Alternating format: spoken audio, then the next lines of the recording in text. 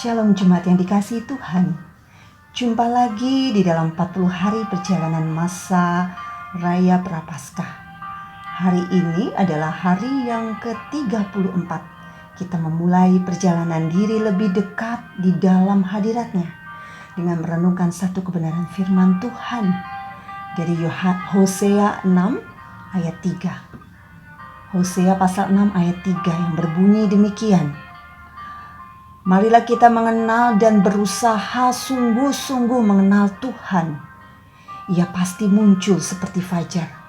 Ia akan datang kepada kita seperti hujan pada akhir musim yang mengairi bumi. Henok dalam kitab Kejadian pada perjanjian lama. Henok adalah salah satu anak dari Yared dan istrinya yang tidak disebutkan namanya.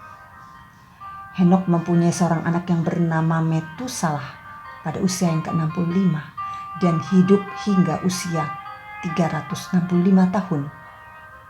Henok dikenal karena tidak merasakan kematian jasmani. Dalam Kejadian pasal 5 ayat 24 tertulis, dan Henok hidup bergaul dengan Allah, lalu ia tidak ada lagi sebab ia telah diangkat oleh Allah.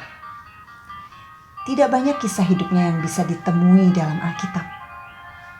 Kata hidup bergaul dengan Allah disebutkan sebanyak 2 kali di dalam Kejadian pasal 5, yaitu ayat ke-22 dan 24. Dari 2 ayat ini kita dapat mengetahui mengapa Allah begitu berkenan atas hidup Henok. Henok menjalani hidupnya dengan menjalin hubungan dekat atau intim dengan Allah. Seperti 2 orang sahabat yang saling berbagi dan bercerita. Semakin dijalani, pengenalan akan satu sama lain pun semakin erat. Kedekatan hubungan mereka tentunya menyenangkan hati Tuhan. Itu sebabnya di akhir masa hidupnya di bumi, Tuhan memberikan pengalaman yang istimewa kepada Henok, yaitu dia diangkat oleh Allah. Dalam kamus bahasa Indonesia, keintiman berasal dari kata intim yang mempunyai arti akrab, karib, rapat. Keintiman mempunyai arti keakraban, kemesraan. Keintiman adalah sebuah perasaan yang begitu dekat dan perasaan memiliki sampai selama-lamanya. Ketika kita merindukan sebuah keintiman, maka kita harus belajar mempunyai pengertian yang sama.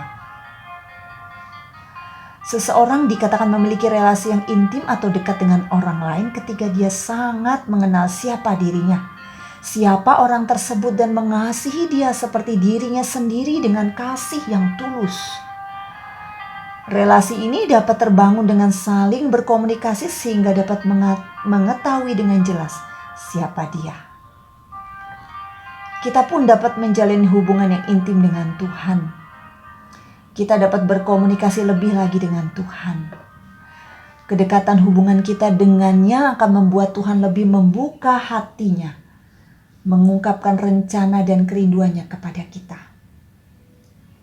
Kalau kita karib dengan Tuhan, maka akan ada pengalaman-pengalaman pribadi yang istimewa dengan Tuhan yang bisa kita alami, yang tidak dialami oleh kebanyakan orang.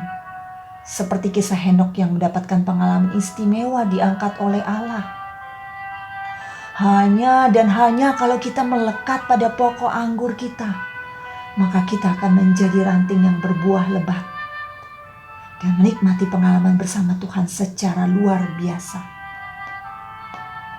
Inilah kunci hidup dalam kedekatan dengan Tuhan, yaitu melekat pada Tuhan dan memiliki hubungan yang intim dengannya. Sehingga aliran kedekatan dengan Tuhan pun akan mengalir. Aliran kedekatan dengan Tuhan inilah yang akan membuat hidup kita bersinar dan dengan terang. Hidup kita yang tadinya sering gagal mungkin akan dipenuhi keberhasilan. Berapa waktu yang lalu kita yang tertekan akan penuh dengan sukacita.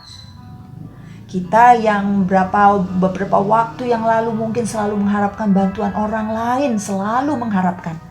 Namun kali ini akan menjadi saluran berkat untuk orang lain. Amin. Kita yang tadinya sering berkata negatif, akan sering memperkatakan hal-hal positif. Ketika kita intim dengan Tuhan, Dia akan memberikan kemurahan, kebaikan, dan pertolongannya yang ajaib.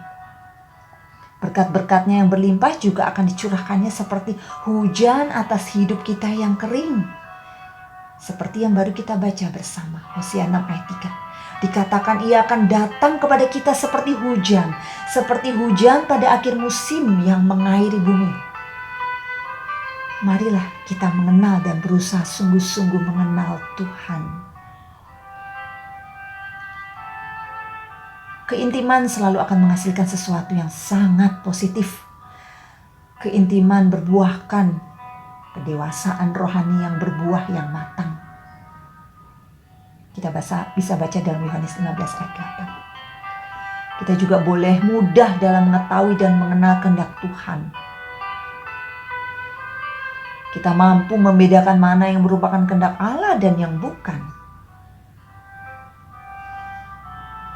Mengasihi tanpa syarat sehingga mampu mengasihi musuh dan hidup tanpa menghakimi orang lain. Ketika kita dekat dengan Tuhan, kita bisa tahu, kita bisa mengorbankan ego kita untuk kita tidak mau mengasihi dan mengampuni orang lain. Tapi kita mau mengasihi orang lain, bahkan orang yang menghakimi kita sekalipun. Karena kasih karunia Allah, saudara akan sangat suka melakukan kehendak Allah.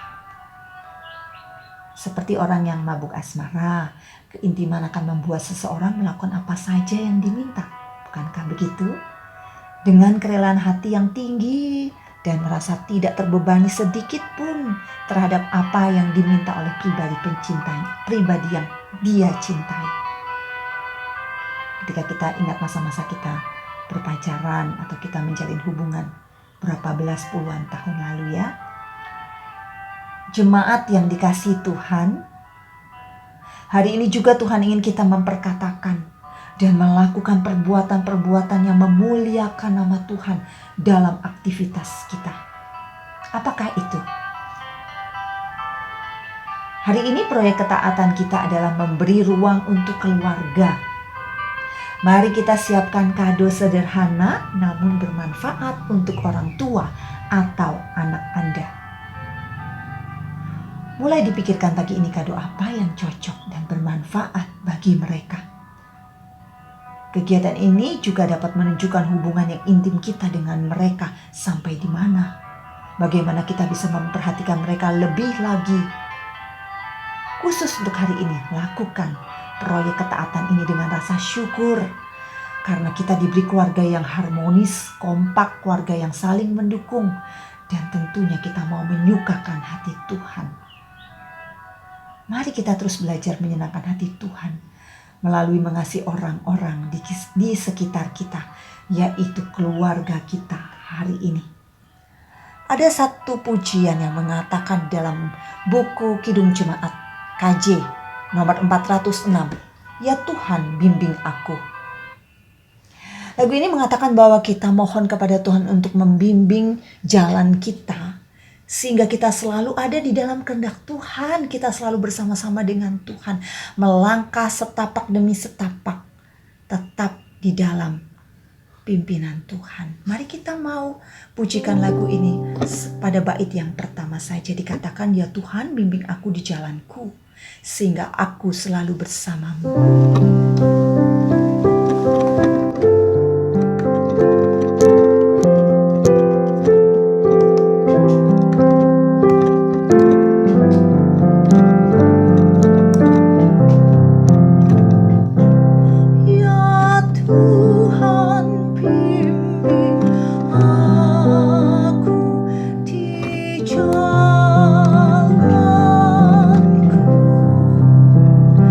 Sehingga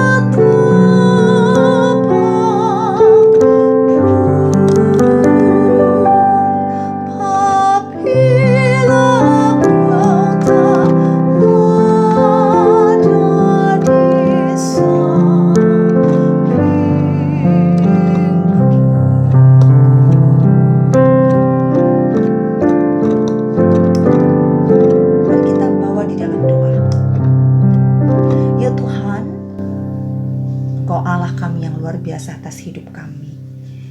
Engkau ada bersama dengan kami di setiap musim hidup kami. Dan Engkau saat ini terus membimbing kami.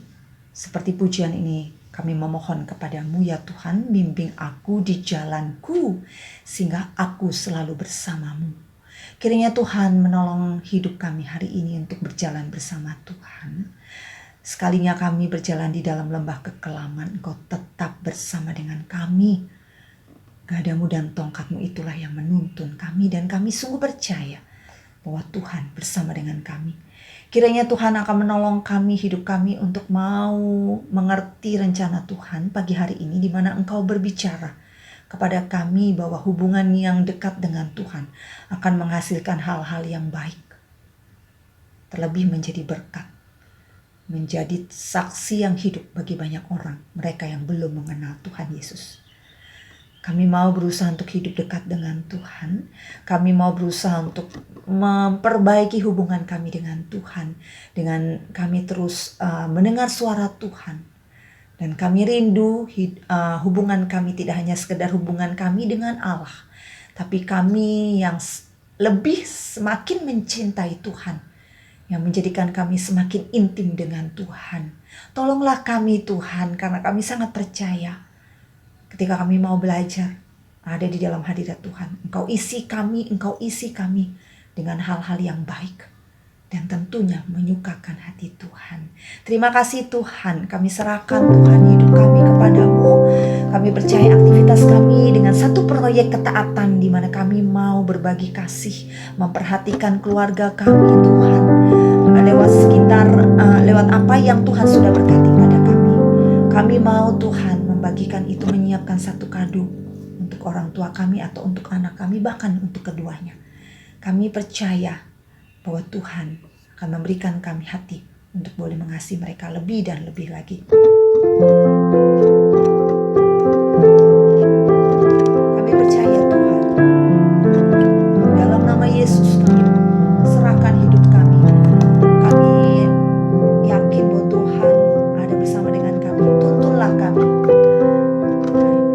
Terima kasih Tuhan, di dalam nama Yesus Kristus kami berdoa dan bersyukur.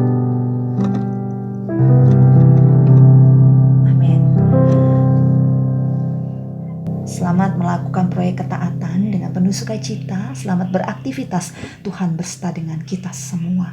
Immanuel.